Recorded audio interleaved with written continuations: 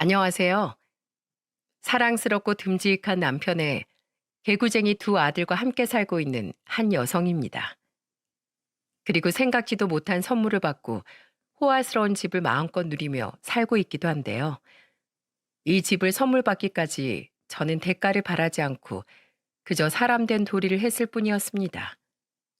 근데 그게 보상이 되어 이렇게 큰 선물로 찾아왔지 뭐예요? 그리고 이 선물을 주신 분과는 여전히 잘 지내고 있는 중이랍니다. 이 집이 저에게 선물로 오기까지는 많은 어려운 일들이 있었습니다. 때로는 눈물도 나고, 때로는 행복하기도 한 나날들의 연속이었죠. 그리고 그 사이에 저희를 힘들게 한 당사자들이 있었어요. 바로 저희 시숙 형님 부부였습니다. 그 사연을 한번 풀어볼까 해요. 저와 남편은 지인의 소개로 만날 수 있었어요. 저는 평범한 직장인이었고, 남편은 경기도에서 시내버스를 운영하며 지내는 사람이었죠. 근면 성실하고 성격이 차분하니 듬직한 사람이라서 좋았어요. 그래서 연애를 하자는 말에 수락을 했고 결혼까지 할 수 있었습니다. 남편에게는 형님이 한 명 있었는데 우리보다 먼저 장가를 갔더라고요. 결혼 준비를 하면서 듣기론 시숙네 부부에게는 결혼식 때 2억 원을 해주셨다고 했는데 저희한테는 1억을 해주셨어요. 하지만 전 거기에 대해 서운한 부분은 없었습니다. 오히려 1억이라는 큰 돈을 해준 것에 대해 감사하더라고요. 시아버지는 군인 출신이셨는데 상당히 근엄하시고 각이 잡혀 있으신 분이었어요. 그 군인 신분으로 열심히 돈을 모아 아들들에게 그만한 돈 해주시는 것도 쉽지 않다는 생각이 들었기에 저도 남편도 감사하게 받아들였습니다. 그 이후로도 저와 남편은 시댁에 바라는 것 없이 아들 둘을 낳고는 평범하게 잘 지내고 있었죠. 근데 바랄 수도 없었던 게 시아버지가 군인 출신이셔서 그런지 아들들에게 굉장히 엄격하셨거든요. 특히나 어떤 힘든 경우에도 자신들이 알아서 문제를 해결하게끔 하시는 분이라 어찌 보면 굉장히 칼 같은 면이 강하신 분이셨죠.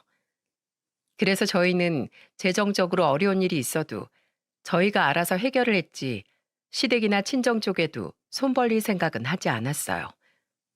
근데 시숙네는 아니었죠. 시숙네는 시숙이 갈빗집을 크게 운영하면서 사업을 하고 있었고 형님은 부동산에서 직원으로 일을 하고 있었어요. 근데 그냥저냥 잘 되었던 시숙네 가게가 갑자기 기울게 되면서 형편이 확 어려워지기 시작했어요. 근데 사실 남편이나 시부모님 말로는 시숙이 사업할 깜냥도 안 되고 갈빗집도 맛이 그냥 그래서 그만큼 큰 규모의 가게를 할 필요가 없는데 시숙이 욕심을 좀 낸 것 같더라고요. 근데 억지로 꾸역꾸역 한 몇 년은 유지했던 것 같은데 결국엔 그 수준이 바닥이 나버린 상황이었던 거죠. 그전에도 몇 번씩 고비가 있었지만 시숙은 고집을 피워 개인 빚까지 져가면서 가게를 유지시켰고 결국에 이젠 그마저도 안 되니 너무나 감당이 안 되는 수준까지 가버린 거였어요. 그때부터 시숙은 시댁에 돈 얘기를 하기 시작했습니다. 아버지, 저 이번에 진짜 조금만 도와주시면 가게 살릴 자신 있어요. 그러니까 딱 7천만 원만 좀 도와주세요. 그것만 해주시면 저 아무것도 안 바랄게요. 솔직히 이 사업 시작할 때 아버지가 뭘 도와주셨어요? 초반 자금을 도와주시길 했어요. 아님 중간중간 고비 있을 때마다 한 번씩 푼돈이라도 쥐어줘 보셨어요? 자식이 이렇게까지 고군분투하는데 좀 도와주세요, 제발. 안 돼. 내가 너 사업 그 정도로 해선 안 된다고 몇 번이나 얘기했냐? 그저 가게 규모만 늘리면 장사가 다 되는 줄 알아? 가게 규모 줄이더라도 맛을 내야지 맛을. 내가 먹어도 너네 고긴 잡내나고 퍽퍽해서 먹질 못하겠는데 생판 모르는 암이라고 먹을까? 제발 그 사업 타령 그만하고 번듯한 직장 다닐 생각을 하던지 아니면 가게 규모 줄이고 맛부터 내서 제대로 사업할 생각을 해. 손부터 벌릴 생각하지 말고. 아버지 진짜 너무하시네요. 자식이 안쓰럽지도 않으세요? 어쩌면 그렇게 나몰라라 하세요. 나몰라라. 뭐야? 이게 널 도와주는 일이니까 그러는 거야. 그리고 내가 네 일에 관심이 없어? 너네한테 해준 게 없다고 했냐 아까? 그럼 니네 결혼할 때 결혼 자금으로 2억 준 건 뭔데? 대학교까지 번듯하게 잘 다닐 수 있게 해주고 결혼까지 내 돈 써가며 키워줬으면 그 다음부턴 네가 알아서 해야지. 언제까지 부모한테 손 벌릴래? 너도 이제 가장이야 이놈아. 제발 좀 철들어라. 시아버진 항상 이렇게 완강하게 거부를 하셨고 시숙은 명절이나 가족 모임만 되면 돈 얘기를 꺼냈다가 늘 이렇게 퇴짜를 맞기 일쑤였어요. 하지만 포기를 모르는 시숙은 시아버지가 안 되니까 시어머니를 공략했고 마음이 약한 시어머니는 시아버지 몰래 시숙을 조금씩 도와주셨던 모양이더라고요. 가족들 전부 다 아무도 몰랐었는데 어떻게 알게 되었냐면 명절 때 온 식구가 모여 밥을 한참 먹고 쉬고 있었을 때였어요. 아버님은 안방에 들어가셔서 쉬고 계시고 저희 부부와 시숙네 부부 그리고 시어머니는 거실에 앉아 과일을 먹으면서 TV를 보고 있었는데 그때 시숙이 은근슬쩍 시어머니를 주방 쪽으로 모시고 가더군요. 순간 왜 저럴까 싶었지만 그때까지만 해도 시숙이 계속해서 시어머니에게 돈을 요구하는지 몰랐던 저희들은 대수롭지 않게 TV를 보고 있었습니다. 근데 시아버지가 자다 나오셔서는 점심 먹은 게 살짝 소화가 안 된다며 매실차를 찾으시더라고요. 본인이 직접 주방에 가서 타서 마시려는 듯 했는데 저는 제가 얼른 타드리려고 자리에서 일어났죠. 그래서 시아버지는 괜찮다고 하시면서 같이 주방까지 따라 나오셨는데 그때 주방 가까이에 간 저와 시아버지 귀에 믿지 못할 말이 들려왔습니다. 아니 이번엔 왜 또?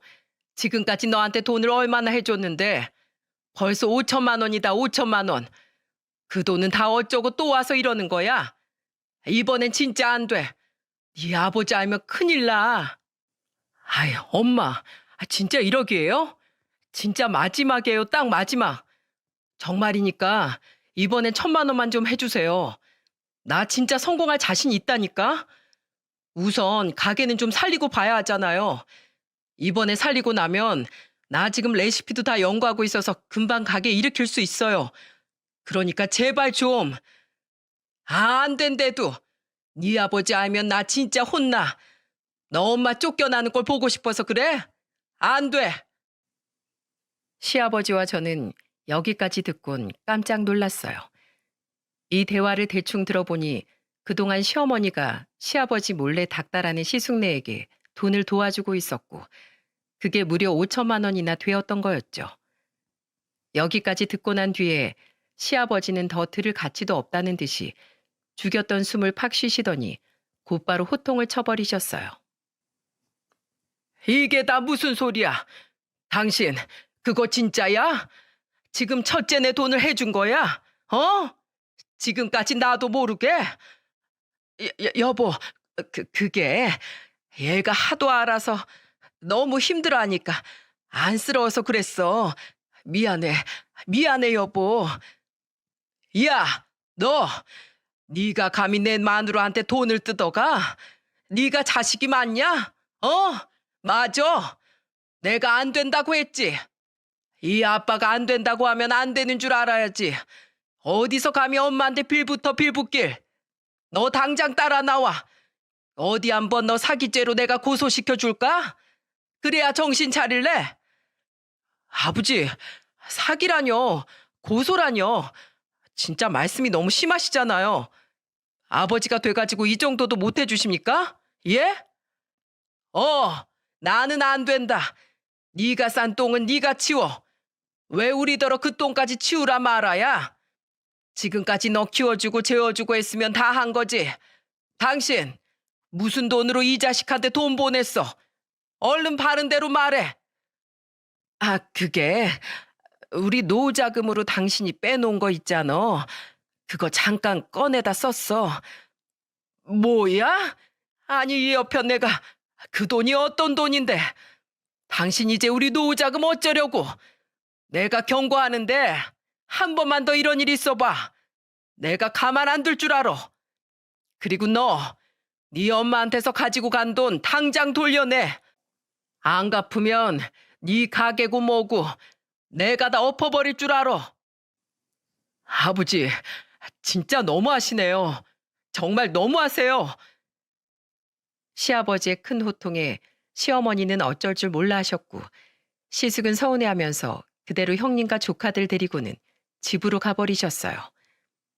그 뒤로 시어머니는 시아버지에게 또 한 번 혼인하셨죠. 그때부터는 시어머니는 시숙에게 절대로 돈을 해주지 않으셨어요.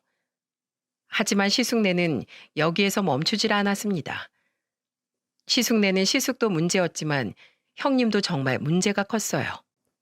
제가 아까 말씀드렸다시피 형님은 부동산 중개 일을 하고 있었는데요. 제가 봤을 때 진짜 사기죄로 들어갈 사람은 시숙이 아니라 형님이었습니다. 여기에서 한 가지 말씀드리자면 이 사연을 보시는 분들 중에 부동산 일 하시는 분들도 많으실 텐데 절대로 저는 부동산 중개 일을 하면서 열심히 하는 사람들, 선량한 부동산 업자분들을 욕보이는 것이 아니랍니다. 그 형님은 수많은 부동산 업자분들을 욕듣게 만드는 대표적인 인물이었기 때문에 저는 단지 우리 형님을 욕하는 것뿐이라는 걸 먼저 말씀드리고 싶어요. 제 형님은 그야말로 개차반 중에 개차반이었습니다. 법으로 정해져 있는 중개 수수료보다도 훨씬 많이 받아 처먹고 이리저리 돌려서 돈 벌어먹는 아주 악질인 사람이었죠.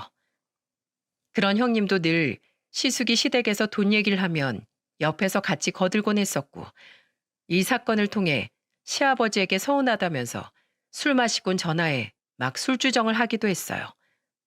그걸 듣곤 기가 차다며 시아버지는 어이가 없다며 아예 전화를 끊으시고는 저한테 다시 전화를 해서 첫째 며느린 도대체 이해를 하려고 해도 이해할 수가 없는 사람이라면서 막 열을 내셨죠. 그때 시아버지를 달래드리느라 얼마나 혼이 났는지 몰라요. 그만큼 시숙네는 엉망진창이었습니다.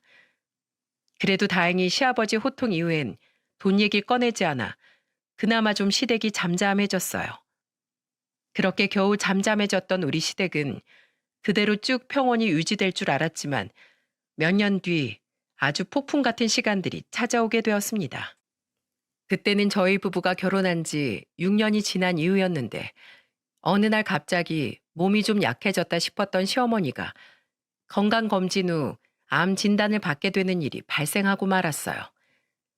저희 입장에서는 굉장한 청천벽력 같은 소리였고 이때 제일 많이 힘들어하신 분은 시아버지셨죠.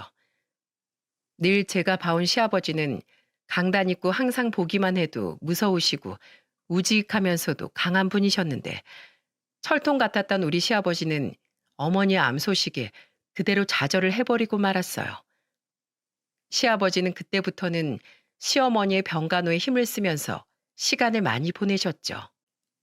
경기도에서 살면서 가까이 살고 있던 저희는 자주 가서 시어머니 간호도 해드리고 시아버지도 좀 쉬시게끔 해드리고 있었지만 시아버지는 저희도 모르는 새 많이 힘드셨는지 점점 살이 빠지고 쇠약해져 가는 게 확연하게 눈에 보일 정도였어요. 나날이 약해져 가는 시아버지 모습에 걱정이 앞서던 찰나에 남편이 제안을 하나 하더군요. 여보, 요즘 우리 엄마보다도 아버지가 많이 힘들어 하시는 것 같아. 살이 많이 빠져서 예전 같지 않으신 게 너무 걱정돼. 그래서 말인데, 당신만 괜찮으면 우리가 부모님이랑 같이 살면서 두 분 좀 봐드리면 좋을 것 같은데, 당신 생각은 어때? 뭐? 우리가 아예 들어가서 살자고? 어, 이러다가 두 분 다 큰일 날 것 같아서 사람 일이라는 건 아무것도 모르는 건데 더더군다나 더 두 분은 아이가 있으셔서 예측이 더 어렵잖아. 그래서 아예 모시고 살면 어떨까 싶어. 형이야 뭐 말할 것도 없이 싫다고 할 사람이라 당신한텐 좀 미안하지만 우리가 모시고 살면 좋겠는데. 저는 남편의 제안에 조금은 당황스러웠지만 이내 마음을 정하고 대답을 했어요. 알았어, 여보. 두 분 다 힘들어 하시는 거 나도 느껴지는데 당신은 오죽하겠어. 그리고 나도 며느리로서 두 분 저렇게 힘들게 노년 보내시다가 돌아가시면 마음도 안 편할 것 같고. 그래, 당신 생각대로 하자. 우리가 모시고 살자. 정말? 고마워, 여보. 정말 고마워. 내가 더 잘할게. 우리 여보가 진짜 최고다. 최고는 무슨. 근데 우리 애들도 잘 적응을 해야 할 텐데. 얘들아, 너네 할머니, 할아버지 좋아? 할머니랑 할아버지랑 같이 살면 좋겠어? 우와, 어, 나 할머니, 할아버지 좋아. 할아버지가 맨날 잘 놀아줘서 나 할아버지가 제일 좋아. 같이 살래. 맞아, 나도 할아버지 보고 싶어. 할아버지랑 같이 살고 싶어. 아이고, 우리 애들이 할아버지, 할머니를 되게 좋아하고 있었구나. 알았어. 우리 그럼 앞으로 할머니, 할아버지랑 같이 살 텐데 너네 할머니 아프신 거 알지? 힘드시지 않게 귀찮게 하면 안 되고 잘해드려야 돼. 알았지? 네, 엄마. 이렇게 저희는 아이들의 동의까지도 다 얻으며 시부모님을 모시게 되었습니다. 집은 저희 집을 처분하고 시댁으로 들어갔어요. 다행히 시어머니는 저희와 지내면서 치료에 더 제대로 매진을 하실 수 있었고, 다행히도 점점 병세가 호전되어 건강을 되찾아갈 수 있었죠. 시아버지는 몸이 너무나 많이 약해져 계셔서 시어머니를 돌보시는 일은 최대한 못하시도록 했어요. 대신 제가 시댁으로 들어가면서부턴 일을 그만두고 시어머니를 간호하는 일에만 집중을 했죠. 그래서 시어머니는 항상 저한테 미안해 하시면서도 많이 고마워하셨습니다. 둘째야, 네가 나 때문에 고생이 너무 많다. 이렇게까지 안 해도 되는데 어차피 나야 이제 다 늙어서 아파서 죽으나 늙어서 죽으나 별 차이도 없는데 네가 나 때문에 너무 큰 희생을 하는 것 같아서 마음이 많이 아프구나. 어머님, 별 말씀을 다 하세요. 어머님 위한 일인데 당연히 제가 해야 할 일을 하는 것뿐이에요. 절대 전 희생이라고 생각 안 해요. 그리고 그런 말이 어디 있어요. 당연히 건강하게 오래오래 살면서 손주들 보는 행복 누릴 생각을 하셔야죠. 앞으론 그런 말씀 마세요. 아셨죠? 그래, 그래, 고맙다. 시어머니는 항암 치료 받는 내내 머리도 다 빠지고 체력도 많이 떨어져서 많이 힘들어 하셨어서 나중엔 가발도 하나 사드렸어요. 그때 다 빠진 머리카락 때문에 늘 답답한 모자를 쓰시다가 가발을 쓰시니 얼굴에 생기가 도는 게 너무나 예쁘시더라고요. 게다가 시어머니와 시아버지까지 좋아하셔서 정말 다행이라는 생각이 들었어요. 특히나 시어머니가 가발을 쓰고서 그때만이라도 옛날처럼 건강한 모습처럼 보이니 시아버지가 누구보다도 좋아하시더라고요. 아이고, 우리 마누라 예쁘네. 너무 예뻐. 둘째야, 넌 어떻게 이런 생각을 다 했니? 정말 고맙다. 우리 마누라 꼭 연애하던 시절 보는 것 같이 예뻐. 우리 마누라 세상에서 제일 예쁘다. 눈시울까지 붉어지며 말씀하시는 시아버지를 보며 작은 선물이지만 가발 사드리길 정말 잘했다는 생각이 들었습니다. 그렇게 저희는 점점 이 생활에 적응하며 힘든 시기를 잘 넘어가고 있었어요. 하지만 이때에도 시숙과 형님은 여전히 돈돈거릴 뿐이었습니다. 어쩜 이 두 사람은 한결같은지 시어머니가 아파서 머리카락이 다 빠지는 그 힘든 항암 치료를 받는데도 병원을 한 번 모시고 가는 법이 없었고 하다못해 시댁으로 한 번씩 와서 얼굴이라도 좀 보여야 하는데 그것조차도 하지 않았어요. 시어머니 생신 때도 어머니, 요즘 치료는 잘 받고 계시죠? 오늘 생신 너무 축하드려요. 근데 저희가 좀 바빠서 이번엔 들르는 건 좀 힘들겠네요. 대신 동서한테 맛있는 거 많이 해달라고 하세요. 라고 말하고는 아예 코빼기도 보이지 않았어요. 근데 이건 양반 중에서도 아주 양반격이었습니다. 시숙은 더하면 더했지 결코 덜하지 않았어요. 시숙은 시어머니 병원비나 치료비는 못 대줄 망정 시도 때도 없이 돈 필요할 때만 전화를 해서는 돈 얘기만 하기 일쑤였죠. 엄마, 한 500만 원 지금 있어? 있으면 나 좀 보내줘요. 이번엔 진짜 갚을게. 오랜만에 좀 도와주세요. 뭐야? 야, 넌 네 애미가 아픈데도 돈 얘기를 꺼내고 싶어? 네가 진짜 사람이 맞냐? 어? 너는 네 엄마 장례식장에 와서도 돈 얘기할 놈이야. 내가 아주 도둑놈을 키웠다. 도둑놈을 키웠어. 너 나한테 다시 한 번만 더 돈 얘기 때문에 전화하기만 해봐. 그땐 아들이고 뭐고 인연 다 끊어버릴 줄 알아. 시숙의 전화에 시어머니는 노발대발 화를 내며 전화를 끊어버린 적도 있었어요. 처음엔 측은지심으로 부모된 마음 때문에 아들이 힘든 모습을 보고 안쓰러워 몇 번 도와주셨지만 그게 다 부질없다는 걸 알고 나서는 시어머니는 일절 시숙을 도와주지 않으셨어요. 철없이 구는 시숙네를 보면서 시어머니가 이렇게 아프시고 시아버지도 점점 쇠약해져 가시는데 얼굴 한번 안 비추는 이 부부가 너무 미웠습니다. 그리고 시부모님을 위해서라도 제가 나서서 한마디 해야겠다는 생각이 들었죠. 그래서 아예 나를 잡고 큰 마음을 먹고서 아주 어렵게 명절에 한 번 모였을 때 바로 말을 했죠. 형님, 왜 이렇게 오랜만에 오셨어요? 이렇게 오시니까 너무 좋네요. 어머님이랑 아버님이 아주버님이랑 형님 소식 많이 궁금해하세요. 매번 생신이나 명절 때만 잠깐 전화만 하시고 통 들리질 않으시니 여간 보고 싶은 게 아니신 것 같더라고요. 그래서 말인데 종종 좀 내려오고 그러세요. 어머님 아프시고 나선 두 분 다 거의 얼굴도 안 보이셨잖아요. 솔직히 그건 좀 너무한 게 아닌가 싶어요. 두 분 다 많이 바쁜 건 알겠지만 섭섭해 하시는 두 분 생각해서라도 한 번씩 내려오세요, 형님. 저는 꽤나 큰 마음을 먹고 형님에게 이렇게 말을 했습니다. 어찌 보면 당돌하게 여겨질 수 있지만 그래도 할 말은 해야 할 것 같아 용기 내서 말을 건넸죠. 제가 생각보다 좀 더 무리하게 말을 하긴 했지만 그래도 할 말은 잘했다고 생각을 했어요. 근데 제 말에 화가 났는지 형님이 막 불같이 화를 내기 시작하더라고요. 뭐라고? 야, 너 지금 나 훈계하니? 어디서 감히 가르치려고 들어? 동서 너 진짜 웃긴다. 너 지금 나한테 명령하는 그 꼬락서니 보니까 벌써부터 싹수가 노랗게 보인다. 야, 나 먹고 살기도 바쁜데 내가 지금 누굴 챙겨? 직업도 없이 그냥 시간 많은 너나 챙기는 거지.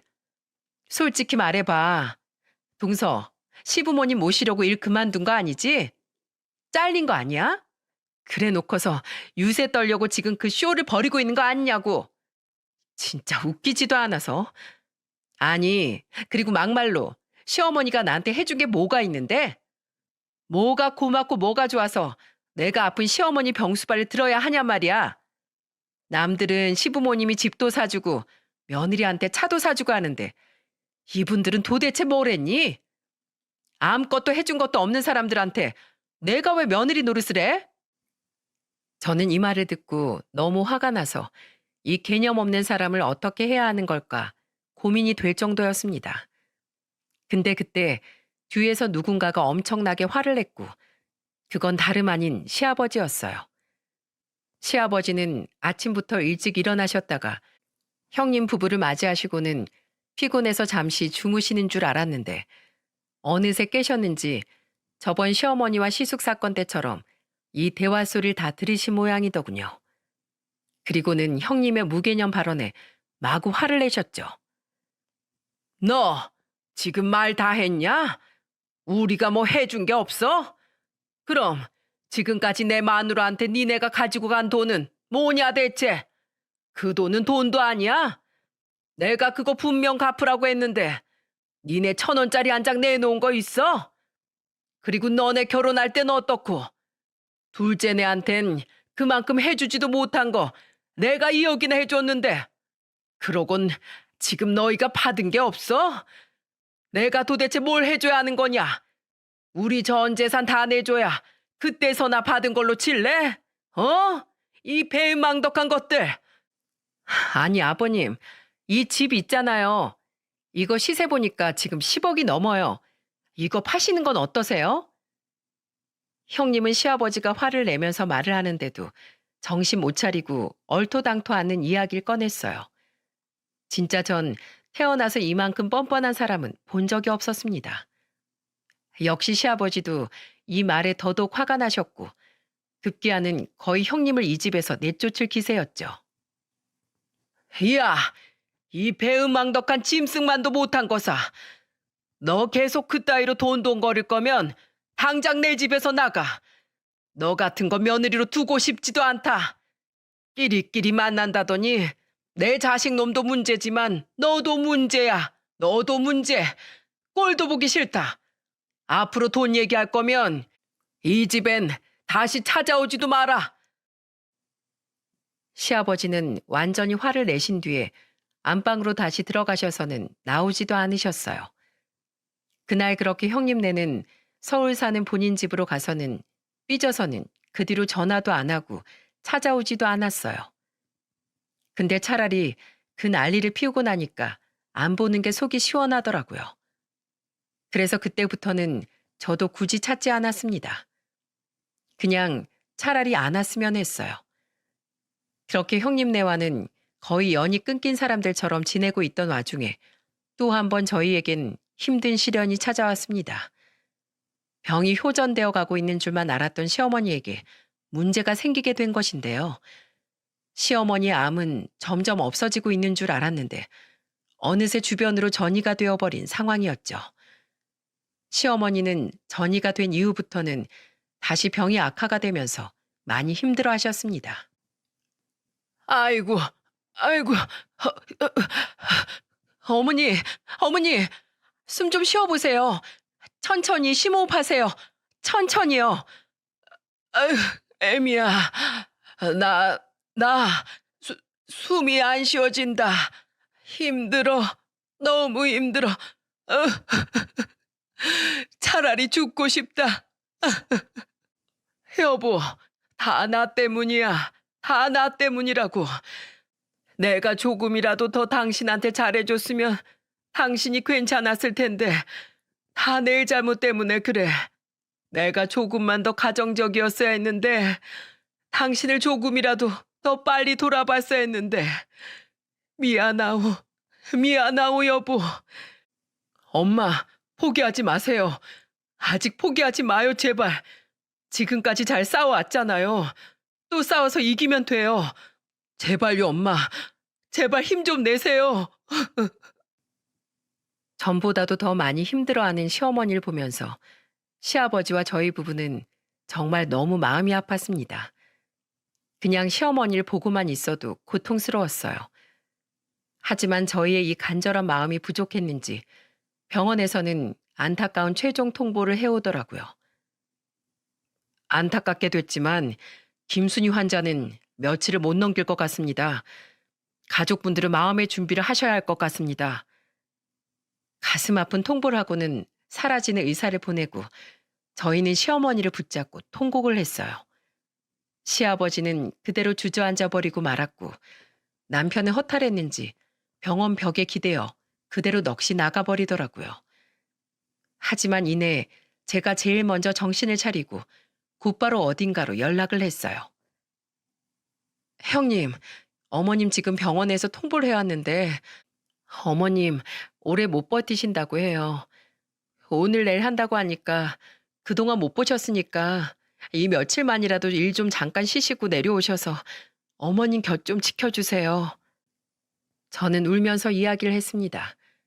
정말 이번만큼은 제발 자식 노릇을 하길 바라는 마음에 간절하게 말을 했죠. 하지만 들려오는 소리는 역시나 저를 좌절시키는 말뿐이었습니다. 내가 왜? 아니 3일이 걸릴지 4일이 걸릴지 아니면 일주일이 걸릴지 모르는 거잖아. 만약 한 달까지 가면 내 생계는 다 내팽개치고 거기 있으라고? 그럼 동서가 내 월급 책임질래? 어? 형님의 또 개념 없는 소리에 뻥 찌려는 찰나에 그 전화 목소리가 밖에까지 들렸는지 옆에 있던 남편이 제 전화를 확 낚아채더니 곧바로 형님한테 따지더라고요. 형수, 진짜 해도 해도 너무하네요. 지금 부모보다 그깟 돈이 중요해요? 지금 우리 엄마가 언제 돌아가실지도 모른다는데 돈이 그렇게 중요하세요? 네? 진짜 해도 해도 너무하시네요. 됐습니다. 오지 마세요. 그냥 아예 다신 찾아오지도 마세요. 아시겠어요? 저는 지금까지 남편과 지내면서 남편이 그렇게까지 화를 내는 모습을 처음 봤어요. 그만큼 남편은 엄청나게 화를 내고 전화를 끊어버렸죠. 처음 보는 남편의 모습에 저도 너무 놀랐어요. 형님네도 놀랐는지 그날 바로 내려왔더라고요. 그들은 도착하자마자 눈물을 흘렸지만 어딘가 모르게 가식적이었습니다. 전혀 진짜로 슬퍼 보이지도 않았어요. 그렇게 이틀 정도 있다가 시어머니는 돌아가셨어요. 저희는 많이 울고 많이 힘들어했지만 그래도 남은 가족들을 위해 다시 일어나기 위해 노력을 했습니다. 근데 저희 시아버지는 아니었어요. 안 피우던 담배도 피우기 시작하셨고 술을 거의 매일 달고 사셨거든요. 완전히 폐인이 되어서 내내 시어머니만을 그리워하실 뿐이었어요. 그래서 한 번은 제가 시아버지의 술병을 뺏어버린 날도 있었습니다. 아버님, 정말 왜 이러세요? 언제까지 이러실 거예요? 하루에 술 3병, 4병 마시고 하루라도 빨리 시어머니 보러 가고 싶으셔서 그러시는 거예요? 왜 남은 저희 자식들 생각은 안 해주세요? 아버님 이러시면 저희 마음이 얼마나 아플지 생각은 안 하세요? 제발 이제 그만하시고 아버님도 좀 편해지세요. 저는 울면서 시아버지에게 애원하듯 말을 했어요. 하지만 시아버지는 멍하니 계실 뿐이었어요. 아버님, 제발요. 제발 좀 정신 좀 차려주세요. 네? 지금 어머님이 하늘에서 보시면 마음 아파하세요. 그래도 말이 없으신 시아버지를 위해 제가 해드릴 수 있는 건 죽을 만들어 드리거나 해장하실 수 있는 콩나물국이나 겨우 끓여드릴 뿐이었어요. 하지만 그것도 시아버진 제대로 드시지 않으셨죠. 그게 바로 딱 5개월 이어졌습니다. 어느 날은 문자 한 통이 왔는데 놀랍게도 시아버지에게 온 문자였어요. 시아버지는 누구한테까지 보내셨는지 모르겠지만 문자 한 통으로 오늘 저녁에 다 같이 보자고 하셨고 저녁을 먹자고 하시더군요. 그동안은 한 번도 시아버지는 식사를 같이 안 하셨기 때문에 저희한테는 정말 오랜만에 반가운 소식이었어요. 그날 저녁에 저희 부부와 시아버지만 모였어요. 저는 문자를 받을 때까지만 해도 형님네 부부까지 다 부르신 건가 했지만 아니었어요. 딱 같이 사는 저희 부부한테만 말씀을 하신 거였더라고요. 그리고 그날 저녁 자리에서 저희는 놀라운 이야기를 들어야 했습니다. 시아버지는 그날 저녁만큼은 시어머니가 돌아가시고 나서 한 번도 보여주지 않으셨던 웃음까지 보여주시면서 말씀을 하셨죠. 얘들아, 그동안 우리 마누라 보내고 마음고생 많았지? 나 때문에 아마 더 했을 거다. 이게 얼마 만에 보는 거냐? 내가 너희한테 해줄 건 없고 이 소고기라도 먹고 오늘 힘내자. 기운 내자. 아버님, 어떻게 되신 거예요? 정말 기운 차리신 거예요? 정말 잘 생각하셨어요. 너무 잘하셨어요. 소고기는 저희한테 사오라고 시키시면 되지. 뭘 직접 사오셨어요. 아버님 몸도 지금 힘드실 텐데. 아니다. 이거라도 내가 해주고 싶어서 그랬어. 우리 며느리가 나 때문에 고생이 많았지. 내 아들보다도 네가 더 고생 많았다는 거 내가 잘 알아. 어찌나 미안한지 오늘 이 소고기 먹고 마음 풀어라 아가. 무슨 말씀이세요 아버님. 저는 아버님이 이렇게 기운 차리신 것만 봐도 다 괜찮아요. 그걸로 충분해요. 어디 우리 아버님이 사주신 소고기 맛 좀 볼까요? 애들 좋아하는 것 좀 봐요 아버님. 잘 먹겠습니다. 그래 그래. 아유 요 이쁜 것들. 할애비 때문에 그동안 얼마나 눈치가 보였을꼬. 많이 먹어라 내 새끼들. 저희는 정말 오랜만에 행복한 저녁 식사를 했어요. 그리고 저녁 식사가 끝난 10분 뒤에 시아버지에게 하나 생각지도 못한 말을 전해 듣게 되었죠. 얘들아, 나 있잖니? 이제는 고향에 내려가고 싶다. 내가 결혼하고 나서 어쩔 수 없이 먹고 살려다 보니까 여기까지 왔는데 이제는 너네도 알아서 잘 살 것이고 나도 이제 내 부모님이랑 같이 살던 고향으로 내려가서 조용히 지내고 싶어. 거기에 우리 선산도 있으니 내가 더 편할 것 같다. 네? 아니, 그래도 아버님 혼자서 거기 가신다는 게 말이 돼요? 안 돼요, 아버님. 아버님도 지금 많이 쇠약해지셔서 저희랑 같이 지내셔야 돼요. 저는 시아버지를 말렸어요. 아니다. 나 그냥 이제는 고향에서 조용히 내 인생 살고 싶다. 아버지, 왜 갑자기 뜬금없는 소리세요? 나 이 집에서 지내는 게 너무 힘들어. 여기서 산 세월만 20년이다. 여기에 있으니까 니네 엄마가 너무 보고 싶어서 안 되겠어. 그러니까 나 내려가는 거 이해해줘라 아들아. 그리고 내가 내려가면서 우리 며느리한테 줄 선물이 하나 있다. 네? 선물이요, 아버님? 그래, 선물. 거의 4년 가까이 우리랑 살면서 시어머니 병수발 드느라 힘들었지? 아니에요, 아버님. 당연히 제가 해야 할 일이잖아요. 저 하나도 안 힘들었어요. 뭘 안 힘들어 힘들지. 너희 없을 땐 대부분 다 내가 있는데 그때는 나도 힘들었어. 하여튼 그래서 난 이 집을 너희 부부한테 증여해 줄 생각이야. 네? 이 집을요? 그래. 이 집 너희한테 줄 거야. 어차피 이 아파트 내 명의로 되어 있으니까 그렇게 해도 돼.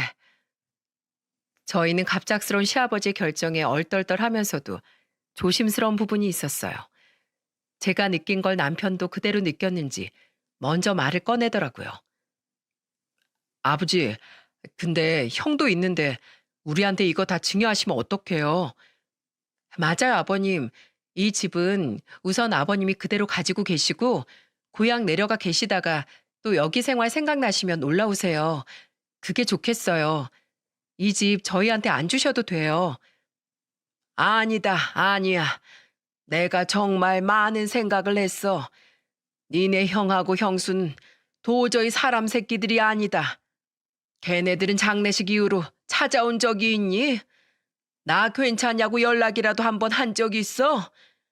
겨우 한 번 연락 왔었던 게 뭔 줄 아니? 니네 애미 보험금 나온 거 있냐고 물어보더라. 그거 좀 달라고. 다 내 잘못이야. 다 내가 잘못 키워서 그래. 에휴, 근데 이제라도 바로 잡아야지. 그래서 이 집은 너희한테만 줄 거다. 그러니까 그렇게들 알고 있어. 아버님, 이 집은 저희한테 너무 과분해요. 아버님께 이 집이 어떤 집인데요? 아, 그러니까 더 줘야지. 내가 너희한테 못 줄 게 뭐가 있겠니? 그러니까 그런 줄 알고 있어. 자, 난 이제 할 얘기 다 끝났으니 들어가 좀 쉬마. 오늘은 밖으로 오랜만에 움직였더니 몸이 좀 힘들구나.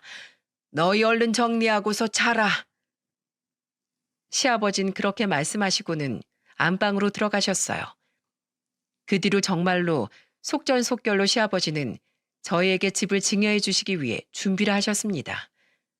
시아버지는 고향으로 내려가시기 위한 준비를 다 마치셨고 시아버지가 내려가시기 전 마지막으로 온 가족이 다 모여서 식사를 하게 되었어요.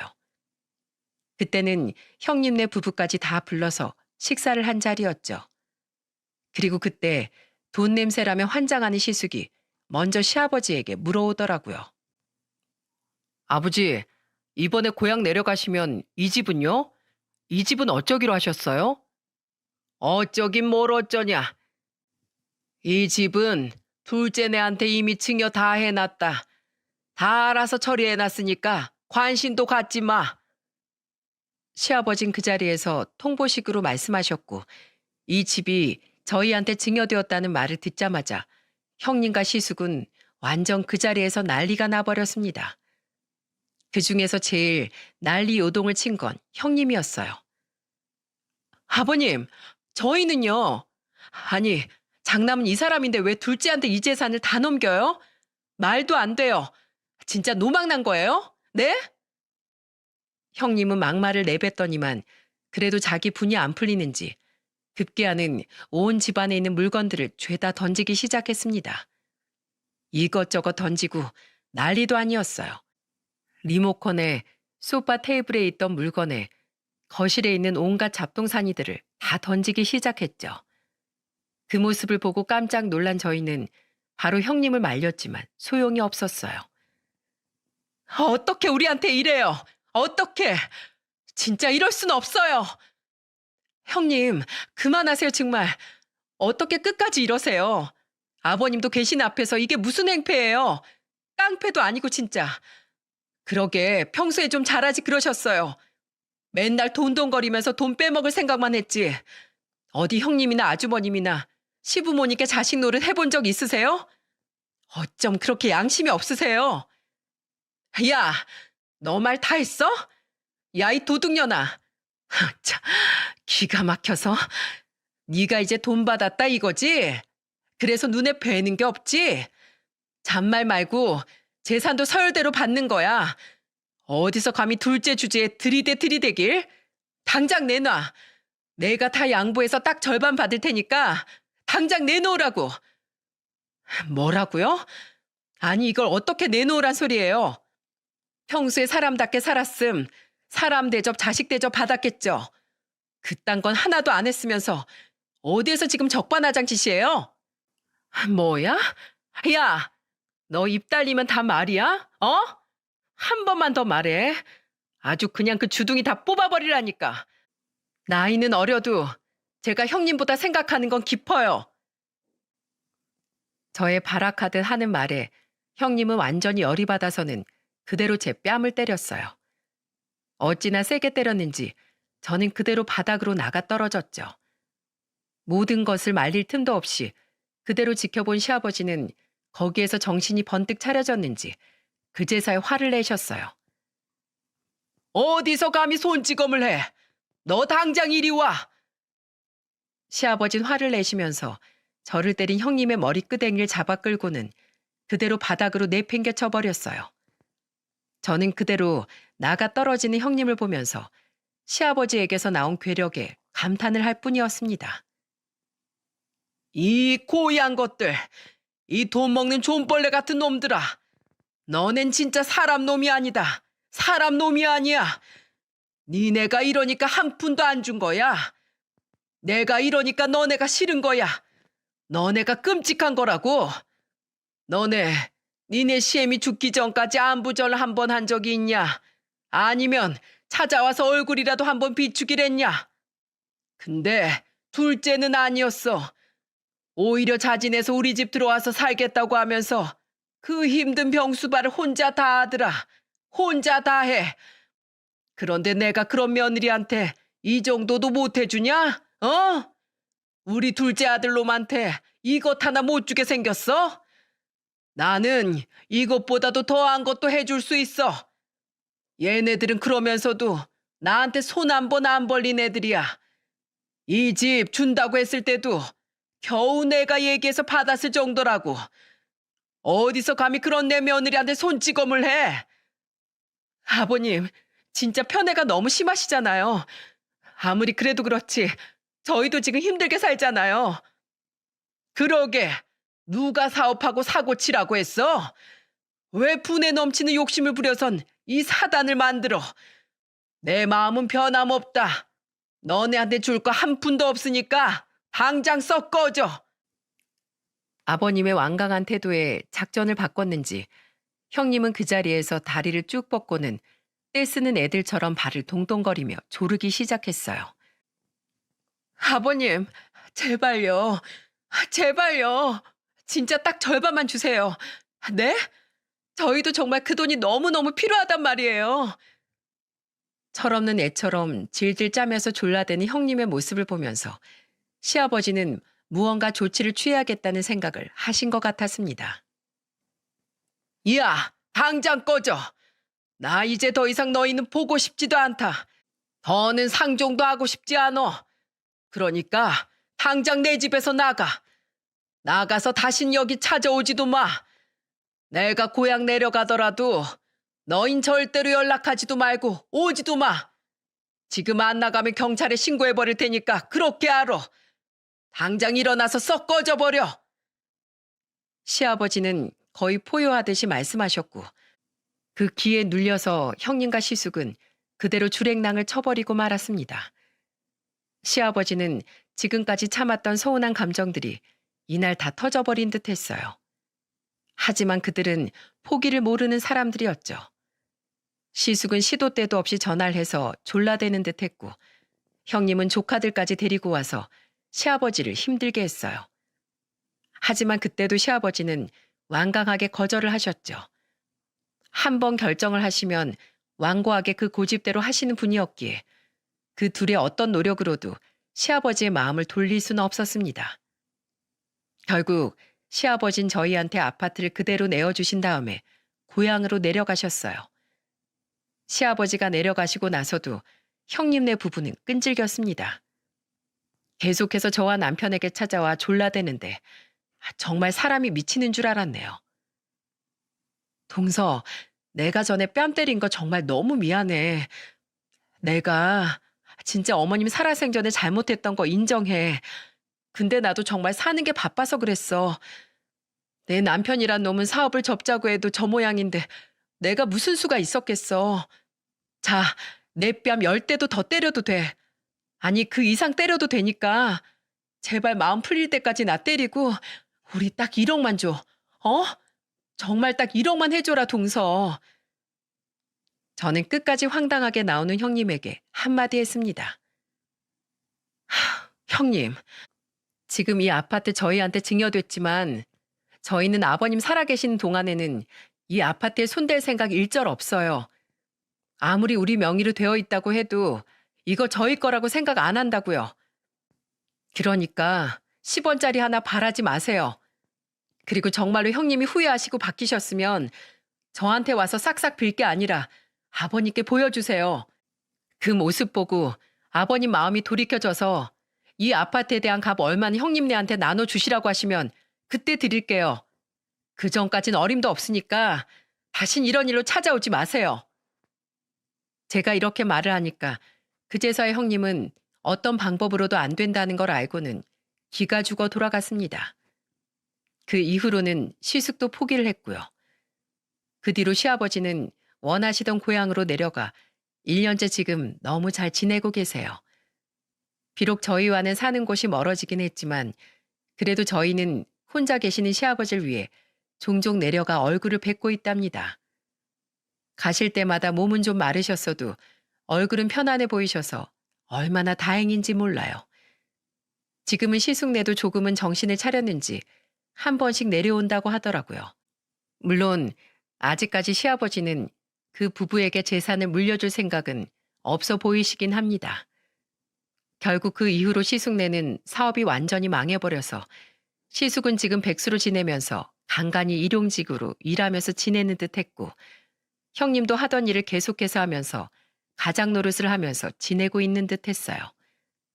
근데 부동산이 요즘 불경기라 좀 힘들어하는 듯 하긴 했지만 그래도 돈 얘긴 꺼내지 않더라고요. 시숙네가 조금만 더 일찍 정신을 차려서 시부모님께 잘했더라면 이렇게까지 힘들어지진 않았을 텐데 참 안타까울 뿐입니다. 그래도 이제라도 정신 차려서 다행이라고 생각해야 할까요? 하지만 시아버지의 마음이 열릴 때까진 더 많은 노력이 있어야 할 것 같긴 합니다. 앞으로 더 지켜봐야겠죠.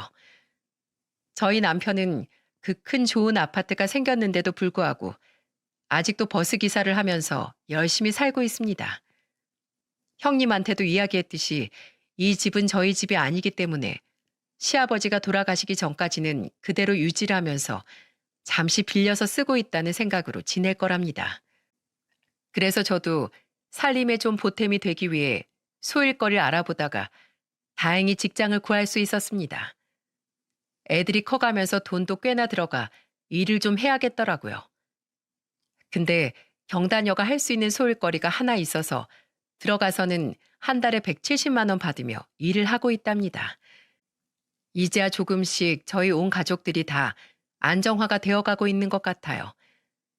시아버지도 많이 편안해지는 모습을 보이면서 저희도 마음이 놓여 지금은 편안하게 잘 지내고 있는 중이랍니다. 여러분, 여러분에게도 가족들 간의 불화, 다툼이 분명 있으실 텐데요. 그때마다 현명하게 잘 대처해 나가셨으면 좋겠습니다. 그리고 부디 저희 집처럼 돈 때문에 불화가 생기지 않길 제가 바라며 응원하겠습니다. 저의 사연 들어주셔서 감사하고 앞으로는 좋은 사연으로 또 찾아뵐 수 있었으면 좋겠네요. 감사합니다.